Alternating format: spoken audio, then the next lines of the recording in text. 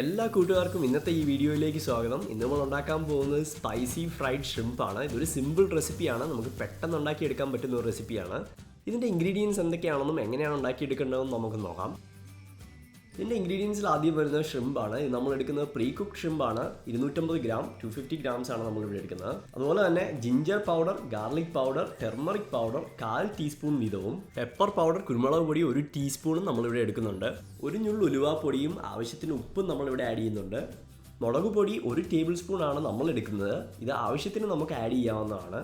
കുറച്ച് തേങ്ങാക്കൊത്ത് നമ്മളിവിടെ ആഡ് ചെയ്ത് കൊടുക്കുന്നുണ്ട്. ഇതൊരു നല്ല ഫ്ലേവർ ആഡ് ചെയ്യാൻ വേണ്ടിയാണ്. ഇതിൻ്റെ ആദ്യത്തെ സ്റ്റെപ്പിൽ നമുക്ക് എടുത്തു വെച്ചിരിക്കുന്ന പൊടിവർഗ്ഗങ്ങളെല്ലാം ഷ്രിമ്പിൽ നന്നായിട്ടൊന്ന് പിടിപ്പിച്ചെടുക്കണം. അതിനായിട്ട് അതെല്ലാം ഒന്ന് ആഡ് ചെയ്ത് കൊടുക്കുക. ആഡ് ചെയ്തതിന് ശേഷം നന്നായിട്ടൊന്ന് മിക്സ് ചെയ്തെടുക്കുക. പിന്നെ നമുക്ക് എടുത്തു വെച്ചിരിക്കുന്ന തേങ്ങാക്കൊത്തും കൂടെ ആഡ് ചെയ്യാം. അതും നന്നായിട്ടൊന്ന് മിക്സ് ചെയ്തെടുക്കുക. ഇത് നന്നായിട്ടൊന്ന് മിക്സ് ചെയ്തെടുത്തു കഴിഞ്ഞാൽ നമുക്കിത് മാരിനേറ്റ് ചെയ്യാനായിട്ട് വെക്കാം. മിനിമം 4-5 മണിക്കൂർ നമ്മളിത് മാരിനേറ്റ് ചെയ്യാനായിട്ട് വെക്കണം. ഏറ്റവും നല്ല ടേസ്റ്റ് കിട്ടാനായിട്ട് ഓവർനൈറ്റ് ഫ്രിഡ്ജിൽ വെക്കുന്നതാണ് ഏറ്റവും ഉചിതം. മാരിനേറ്റ് ചെയ്ത് കഴിഞ്ഞാൽ നമുക്ക് പാൻ ചൂടാക്കി എണ്ണ ഒഴിച്ച് ഷ്രിമ്പ് ഒന്ന് വറുത്തെടുക്കാം.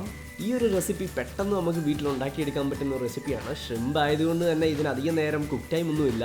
5-10 മിനിറ്റ് വെച്ച് കഴിഞ്ഞാൽ ഇത് റെഡിയായി കഴിഞ്ഞു. ഈ വീഡിയോ നിങ്ങൾക്ക് എല്ലാവർക്കും ഇഷ്ടപ്പെട്ടു എന്ന് പ്രതീക്ഷിക്കുന്നു. കൂടുതൽ വീഡിയോസിനായി സബ്സ്ക്രൈബ് അടിക്കാൻ മറക്കരുത്.